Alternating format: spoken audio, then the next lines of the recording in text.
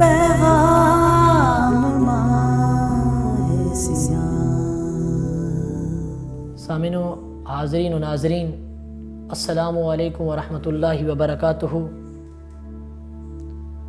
بکھر net work کی خصوصی ٹرانسمیشن پیغام ماہ سیام میں ایک مرتبہ پھر حاضری کا شرف حاصل ہوا ہے، جس میں بندہ ناچیز کا موضوع ہے ماہ سیام میں زکوٰۃ و صدقات کا اہتمام۔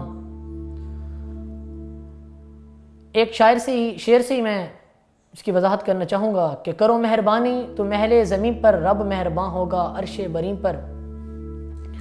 اللہ کریم نے قرآن مجید فرقان حمید کے اندر ارشاد فرمایا وَإِن تَعُدُّوا نِعْمَةَ اللَّهِ لَا تُحْصُوهَا، کہ اے ایمان والو اگر تم اللہ کی نعمتوں کو گننا چاہو تو شمار نہیں کر سکتے۔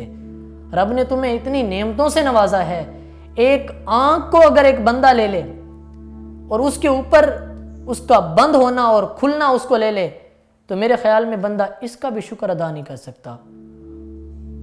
اب جب بندہ اللہ کی دی ہوئی نعمتوں کو شمار نہیں کر سکتا تو جو نعمتیں دی ہیں اس پر کرنا کیا ہے؟ رب فرماتا ہے اس پر شکر ادا کرو۔ کیوں؟ رب فرماتا ہے لَإِن شَكَرْتُمْ لَأَزِيدَنَّكُمْ، اگر تم شکر ادا کرو گے تو تمہیں اور تیری نعمتوں کو بڑھا دیا جائے گا۔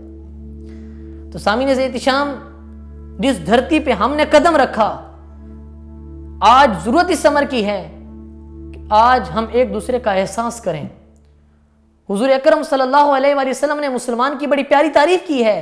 میرے محبوب نے فرمایا مسلمان المسلم من سلم المسلمون من لسانہ و یدہ، مسلمان وہ ہے جس کی زبان اور ہاتھ سے دوسرے مسلمان محفوظ رہیں۔ کتنی پیاری تعریف کی ہے۔ ذرا میں اور آپ اپنے گربان میں جھانک کر دیکھیں کہ آج ہمارے ہاتھ اور زبان سے دوسرے لوگ محفوظ ہیں؟ یقیناً کسی کو ہماری زبان سے تکلیف ہے تو کسی کو ہمارے ہاتھ سے تکلیف ہے۔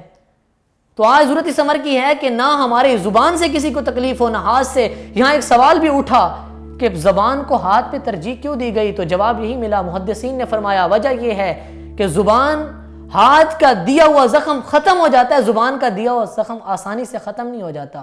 تو ہم اپنے الفاظ کو سمجھیں، بولنے سے پہلے سوچیں، کیونکہ کسی صاحب بصیرت نے کہا ہے کہ اے بندہ بولنے سے پہلے سوچ لیا کر، کیونکہ بولنے سے قبل الفاظ تیرے محتاج ہوتے ہیں، بولنے کے بعد تو الفاظ کا محتاج بن جاتا ہے۔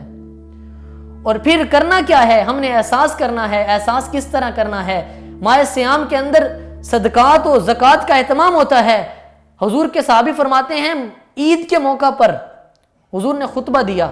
جب حضور اکرم صلی اللہ علیہ وسلم نے خطبہ دیا تو حضور عورتوں کی طرف آئے اور فرمایا اے عورتوں، اے خواتین، تم پر میں نے تمہیں کثرت سے جہنم میں دیکھا ہے، تم میں سے عورتوں کو کثرت سے جہنم میں دیکھا ہے، صدقہ فطر کیا کرو، صدقہ کیا کرو۔ تو سامعین احتشام، حضرت بلال فرماتے ہیں میں نے جب گود کو اٹھایا، کپڑوں کو اٹھایا، آستین کو اٹھایا تو عورتوں نے اپنے زیورات اتار کے میری آستین میں رکھ دیے، اور میں دیکھ رہا تھا۔ یہاں سے دو باتیں سمجھ میں آ گئیں۔ ایک بات کہ حضور کے فرمان پہ کتنا جلدی عمل ہو گیا، اور دوسری بات کہ کس طرح دوسرے کا احساس کیا گیا۔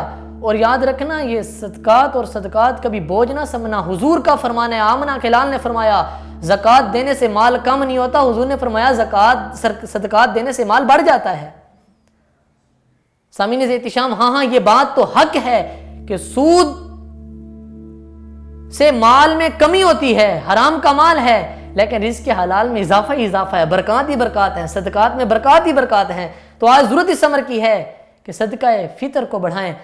تو اگلی بات، اس بات کا ہمیں احساس کرنا ہوگا، یہ زکوٰۃ ہے بھی اسی لیے کہ یہ اصول اسی لیے اسلام نے دیا کہ مال امراء سے لیا جائے اور غرباء میں تقسیم کیا جائے۔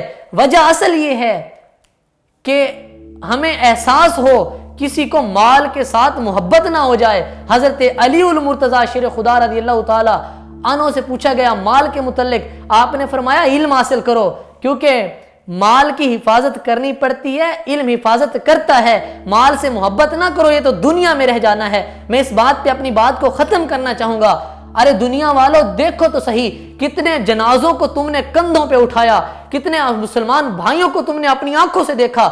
کبھی اس سے کفن ہٹا کے ان کے ہاتھوں کو دیکھ لو، کیا وہ دنیا کا مال ساتھ لے کر جا رہے ہیں، یا دیے ہوئے صدقات کا ثواب ساتھ لے کر جا رہے ہیں، یا حسن اخلاق ساتھ لے کر جا رہے ہیں؟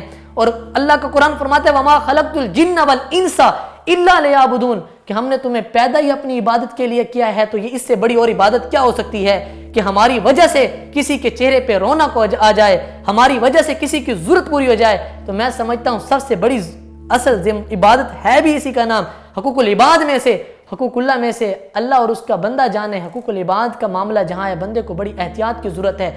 اللہ کی بارگاہ میں التجا ہے رب کریم ہمیں ایک دوسرے کا احساس کرنے اور ایک دوسرے سے محبت کرنے کی توفیق عطا فرمائے۔ وما علینا الا البلاغ المبین۔